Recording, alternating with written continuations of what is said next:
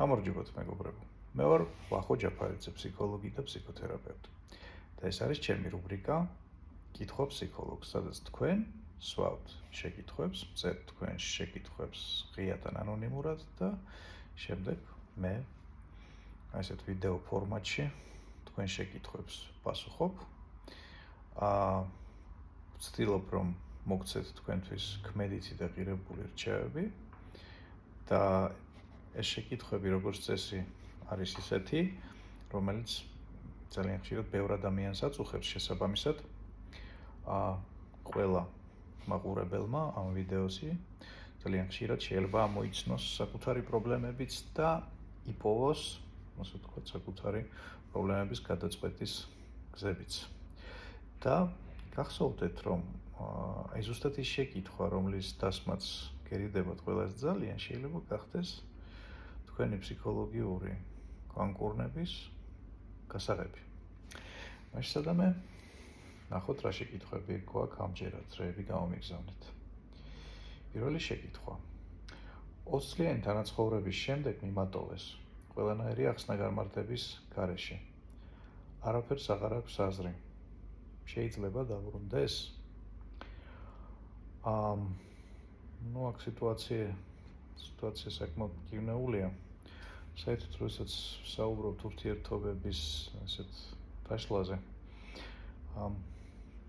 განქორწინებების პირველი ტალღა არის ხოლმე ქორწინებიდან მესამე-მეოთხე წელიწადს, როდესაც ადამიანები ვერ შეთანხმდნენ თანაცხოვრების წესებს.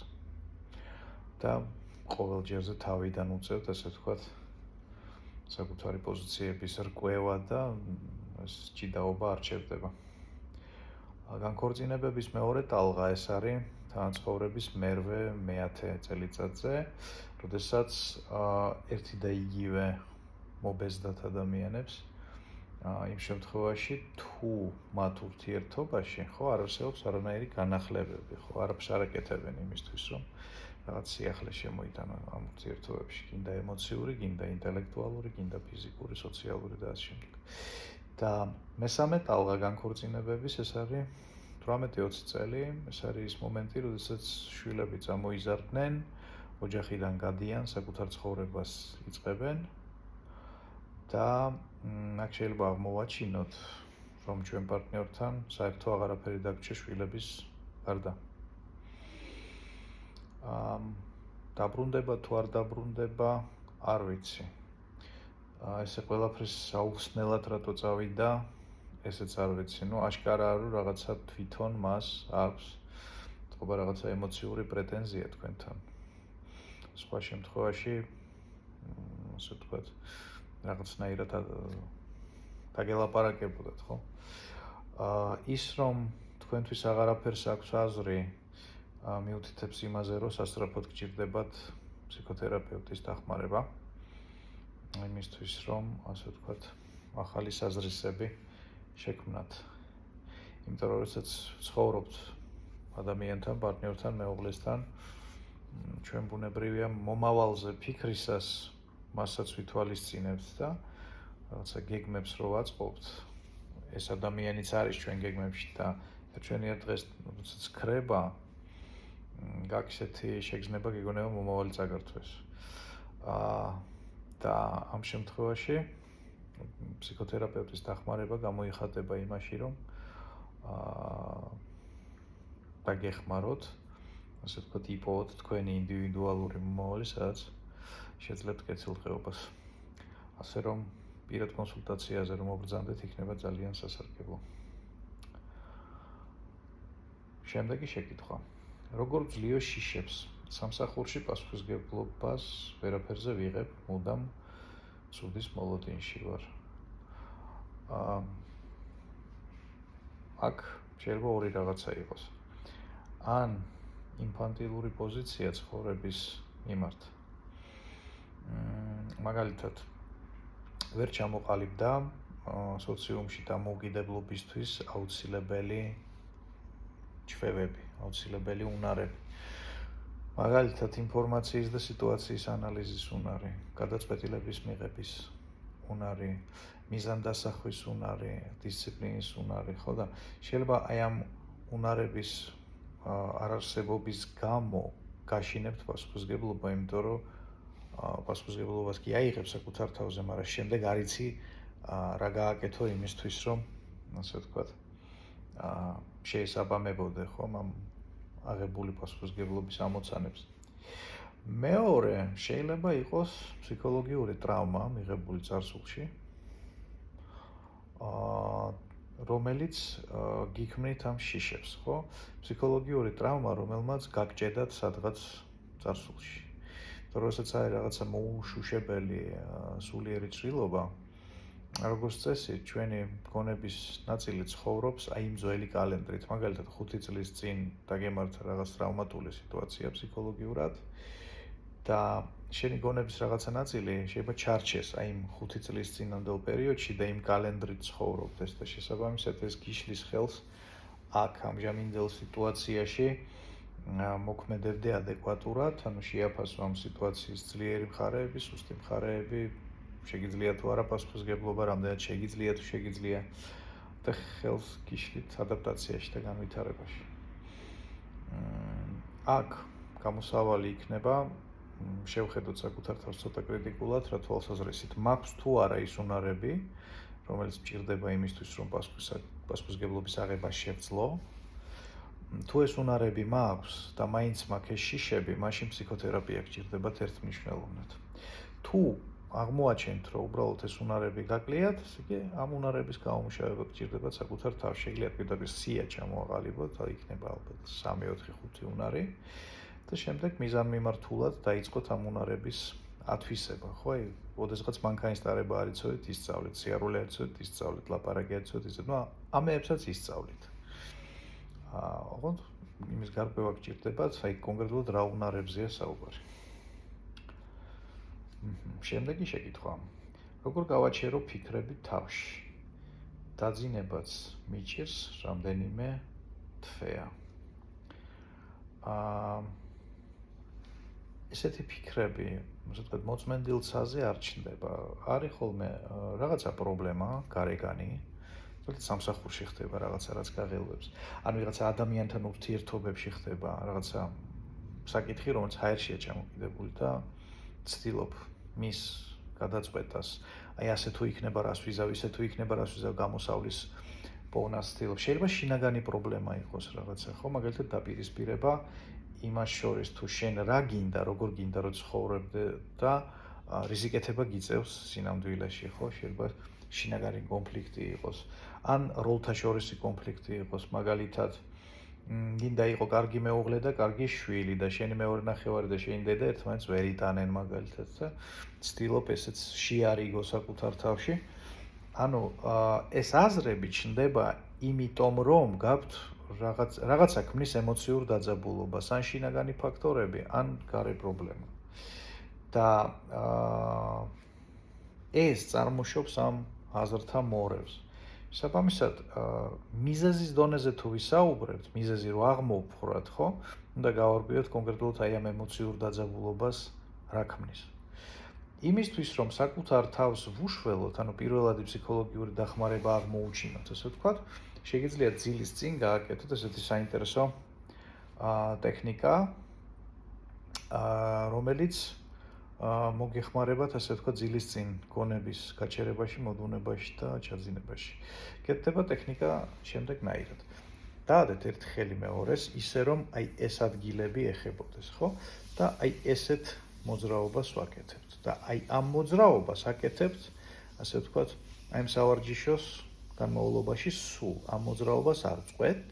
შემდეგ ხელების მოძრაობას აგრძელებთ, ხუჭავთ თვალს და წარმოიდგენთ, რომ მოსეირნობთ ლამას პლაჟზე, მაგალითად ზღვის სანაპიროზე და იმ ტემპში, რა ტემპშიც მოსეირნობთ, ხმამაღლა გადათვალეთ 30 ნაბიჯი. შემდეგ კონცენტრირდით რამე სასიამოვნო მოგონებაზე. რამდენიმე ათეული წამი. შემდეგ წარმოიდგინეთ, რომ სეირნობთ ლამას მწვანე პარკში, ამ დროს ხელის მოძრაობას სუარი არ წვეთ. და აი ამ ლამას მწვანე პარკში ამ წარმოსახვითი სეირნობის დროს, იმ ტემპში, რა ტემპშიც მოსეირნობთ, ხო? აქაც გადათვალეთ ხმამაღლა 30 ნაბიჯი. აი მის შემდეგ ამ სავარჯიშოს გაკეთების შემდეგ შეატყობთ, რომ გაცილებით უფრო მოდუნებული ხართ და გონებაში გაცილებით უფრო სიჩუმე და სიმშვიდეა. პირველად დახმარების სახით, აი სიტუაციურად რომ აღმოუჩინოთ საკუთარ თავს დახმარება და ეს დაძაბულობა და სტრესი მოხსნათ, გადასარევი რამეა. გარდა ამისა, აუცილებლად გჭირდებათ კიდე, ასე ვთქვათ, აი იმ ემოციური დაძაბულობის მიზეზები გაარკვიოთ, რაც გიქმნით ამ აზრთა ორიენტელს თავში. აი სადღაც ასეთი რეკომენდაციის მოცემა შემიძლია. მოწევას თავი როგორ დავანებო. აქ არის რამდენიმე საინტერესო მომენტი. პირველი, მიზეზი რატო დაიწყეთ მოწევა და მეორე, მიზეზი რატო აგრძელებთ მოწევას. ხანდახან ჩვენ ვიწყებთ ფსიქოლოგიური მიზეზით, ხო? მიმბაძველობა, გვინდა რომ რაღაცა ზრდასრულ ადამიანად გამოუჩნდეთ. შეიძლება გვჯერა რომ უფრო ქარიზმატული ვართ ამ მომენტში, უფრო მაგარი, უფრო სექსუალური და ასე შემდეგ. ამ მიზეზებით ვიწყებთ. მაგრამ შემდეგ მოწევა ხდება ძალიან ბევრი სოციალური რიტუალის ნაწილი. მაგალითად, სუფრასთან ურთიერთობის დროს, მაგალითად, რაღაცა გულახდილი საუბრების დროს, ძირითადად საკომუნიკაციო რიტუალებში მონაწილეობს ხოლმე მოწევა და ხშირად იქცევა მოწევა სიგნალად, ასე ვთქვათ, გახსნილობისკენ და კომუნიკაციის დასაწყისისკენ. წამომოვწიოთ და ვილაპარაკოთ მაგალითად, ხო? შესაბამისად, პირველი უნდა გავიგოთ, რატო დავიწყე მოწევა, რა მინდოდა იმ მომენტში, ხო? ანუ ჩემთვის მოწევა რისი სიმბოლო იყო ფსიქოლოგიურად, რას განასახიერებდა, ერთი. და მეორე, აი ამ მომენტში მოწევა რას მაძლევს? ასე ვთქვათ, რა ურთიერთობების ნაწილი გახდა ჩემთვის მოწევა. და შესაბამისად, შემდეგ დავფიქრდეთ იმაზე, როგორ მივიღოთ ყველაფერი ეს მოწევის გარეშე. თუ შეგიძლიათ რომ ესენი გაიაზროთ და თუ გაქვთ ძლიერი мотиваცია შინაგანი, ხო, ეს შეიძლება აბსოლუტურად საკმარისი გახდეს იმისთვის, რომ თანდათანობით განელდეს მოწევის სურვილი და ერთგვარად დღეს საერთოდ დაანებოთ თავი. თუ არ გამოგდით, მაშინ ფსიქოთერაპევტს მიმართეთ იმისთვის, რომ დაგეხმაროთ, ასე ვთქვათ, საკუთარი ნებელობითი მექანიზმების რეანიმაციაში და გაძლიერებაში.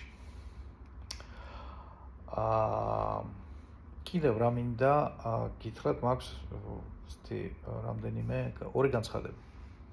პირველი, 25 მარტს მუშაობა დაიწყო ფსიქოლოგიურმა კლუბმა, სახელწოდებით ორიონი, სადაც იქმნება ესეთი უსაფრთხო, ძალიან საინტერესო განვითარების სივრცე, რომელშიც მონაწილეებს ექნებათ საშუალება ერთი ისწავლონ საკუთარი პრობლემების დაძლევის მიდგომები და მეორე კარგიდან უკეთესისკენ სვლის მეთოდები და მიდგომები, ხო, როდესაც არ არის არანაირი პრობლემა, მაგრამ გინდა რაღაცა უკეთესი, უფრო საინტერესო ცხოვრებაში.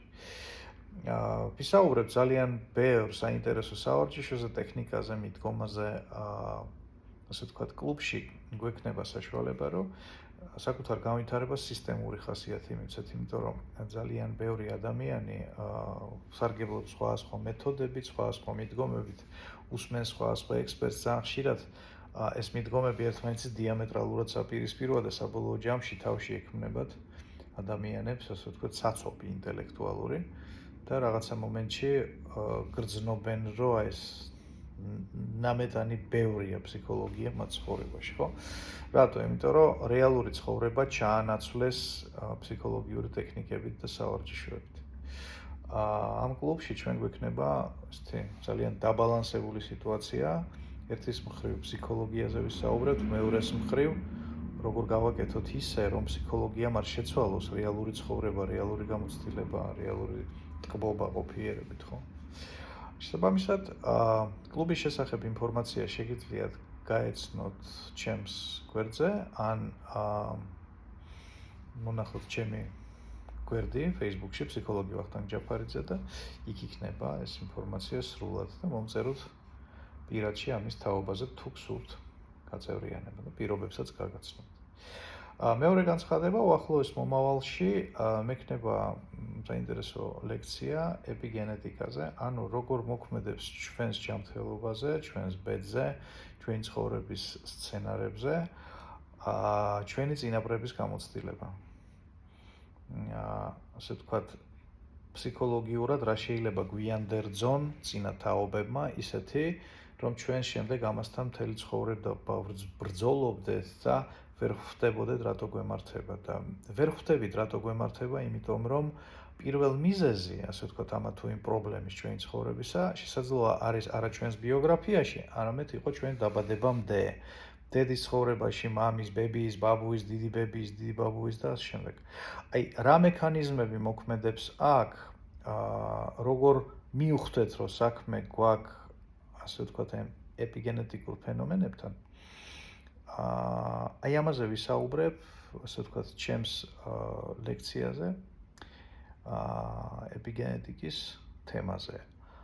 ეს ანონსიც დაიდება ჩემს page-ზე Facebook-ში. ამ ვიდეოს ქვეშ იქნება ბმული, რომლითაც შეგიძლიათ ჩემი გვერდი იპოვოთ Facebook-ში და შესაბამისად გაეცნოთ უფრო დეტალურად ამ ინფორმაციას. გისურვებთ კეთილდღეობას. ძალიან დიდი იმედი მაქვს, რომ რეკომენდაციები, რომლებსაც მე გაძლევთ, გადგებათ. შეგიძლიათ დასვათ თქვენი შეკითხვები, ასე ვთქვათ, მომწეროთ აი ამ ვიდეოს ქვეშ კომენტარებში, ან გამომიგზავნოთ პირად მიმოწერაში, თუ მაგალითად გსურთ, რომ ეს შეკითხვა იყოს ანონიმურად დასმული და უახლოეს გამოშვებებში ამ რუბრიკის აუცილებლად ვუპასუხებ თქვენს შეკითხვას. აქ არის უსაფრთხო სივრცე, სადაც თქვენ მოგისმენენ, ასე ვთქვათ, და მიიღებთ უსაფრთხო და ქმედით რეკომენდაციებს. მომავალ შეხვედრამდე.